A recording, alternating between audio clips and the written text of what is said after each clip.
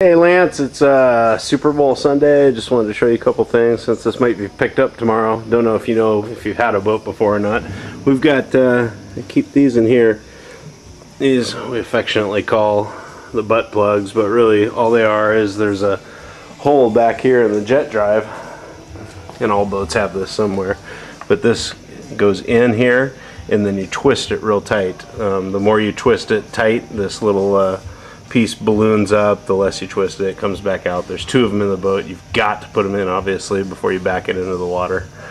When you back it into the water, you just pull these couple of straps off right here, and with our little butt plug in there, the back will float up off the trailer, and then you just loosen up the strap up front and back her off, and she'll get out. There's a dock rope, which is just that. Just have whoever's in the boat, hold it to the dock. And then the fire extinguisher's down there. I got you a cool chrome one. Hang on one sec.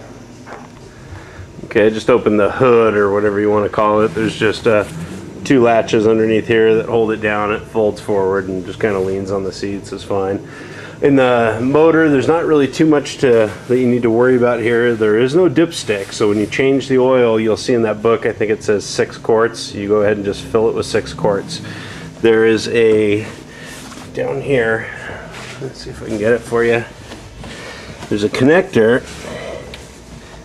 and it looks like a garden hose connector right there. And what you do is you would unscrew that and screw it into a hose and turn on the hose and let the water run through it for a minute, and that allows you to do driveway starts. When you're done running the boat in your driveway or whatever, go ahead and make sure to connect it back in here, because the green part is where the jet drive actually pumps the water through the engine. So again, if you're going to run it longer than 30 seconds or so, just make sure you've got that done. Over here, again, in the back of the boat, is this little hose, and it's greasy because it's your oil change hose. So you take this and you stick it out the hole where the butt plug goes, and take this cap off, and the oil will drain out. And then the oil filter is just right down there. You'll see what kind it is. It's for a 455 olds. I suggest you change the oil after you've run it in the driveway for a little bit to get the oil hot so it flows out a little easier. Crank up the trailer to make it lean back a little bit. And that's really all there is to do. There's right there, there's the water pump, the fuel pump. A little farther down, there's something called a water separator. It looks like a replaceable cartridge, and it takes water out of the fuel, but I've never changed it since I've had this, and I don't really know if there's much of a need to. Oil goes in right there. Let's see what else. I put a new alternator on it. That's the new alternator. It doesn't need anything, charges fine. Let's see, what else can I show you? These air cleaners, they're not really air cleaners. They're not replaceable. They're metal. They're called spark arresters. Just if it backfires or flames, that kind of stops the flame from coming out. Let me close up the cover here, and hang on one sec. Okay, you got the engine cover closed back down, and again, it just kind of clicks into those lips. It all kind of fits nicely down there. The entire thing's on some hinges that are right there. That bottom part stays bolted to the bottom of the boat. This is part of the restore process if you want to put some better bolts in there and stuff. The back here, this cable right here is the one that controls the gate. There's no propeller, obviously, so when you've got the boat in forward, this gate is open all the way, all the propulsion's coming out of it. When it's in reverse, this closes down, and the water comes down through here and shoots out and pushes the boat backwards. This is the steering cable. I know it's hard here, but it's a cable inside the boat that goes all the way up behind the steering wheel. That's a brand new cable. You never need to replace it. You'll see here that the gate one is kind of cracked and stuff. Doesn't give any problems whatsoever. Keep in mind, if you've never driven a jet boat before, when you go to turn, it only turns if you're giving it gas, because just imagine, even if this is in the open position but there's no throttle, there's no rudder on it, so just keep that in mind. Don't crash the boat. The switches up here, you've got your regular gauges, and then you've got switches that probably used to be labeled. This one, listen, that turns on a blower motor. That's a Coast Guard requirement. It enables all the gas fumes to get out of the boat, but being that the engine compartment's kind of open, I actually don't use it. The one you want to know a lot of is this one right here. When you pull that, that takes all the water out of the bilge. Undoubtedly, you always get water in the bilge, especially when you're skiing and stuff. When this is pulled, you'll see back here, there's this hole, and water will come out of here if there's water in the bulge. And in the bilge. If there is no water back there, nothing's going to be coming out of here, so you can just turn it off. So you can either pull it yourself and look and wait till it stops, or just have people keep an eye open for you.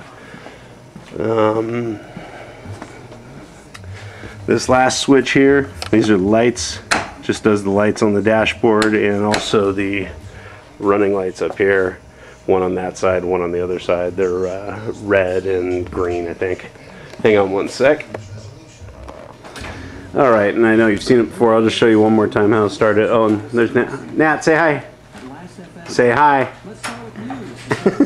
That's my wife. Alright, to start the boat, this is the same whether you're in the water or in the driveway or whatever you're doing, or just kind of letting the juices flow. You take this, which opens that gate in the rear. See, when I push it like that, the gate in the back of the pump actually opens. So if you were in the water and you left it forward like that and started the boat, it's going to take off. So make sure that you pump the gas by doing this, because it's connected to the throttle also. You pump the gas, but then put it back, make sure it's in neutral position if you're in the water, okay? And just take the key, let's see if she fires.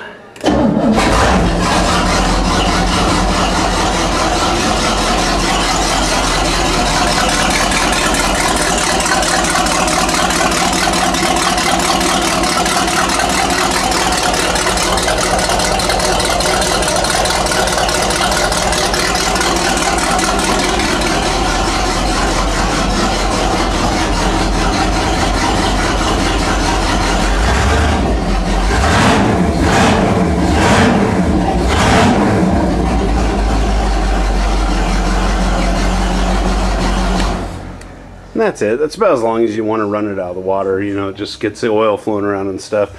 It won't heat up for about 30 seconds, 45 seconds. At that point, you want to have the garden hose hooked up, or make sure you're backed into some water.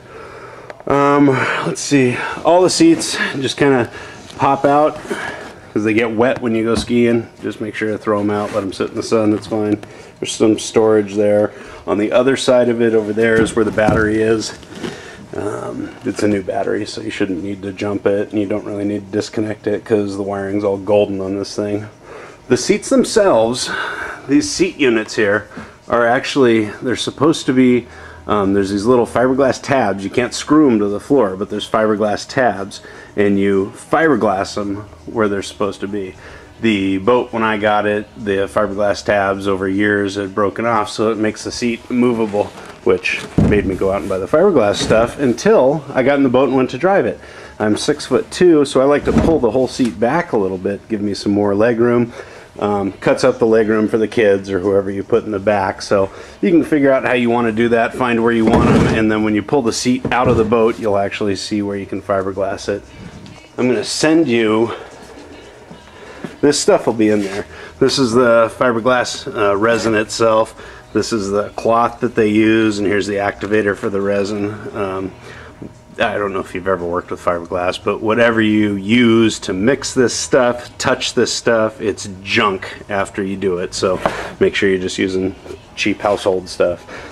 Let me see what else. That light cover was already missing, just so you know your guy that's towing it for you didn't do it. That's really it, dude. Take good care of her. I love her, and maybe someday I'll be chasing you down, begging you to sell it back to me. Anyway, enjoy, my friend. Call me with any issues. Bye.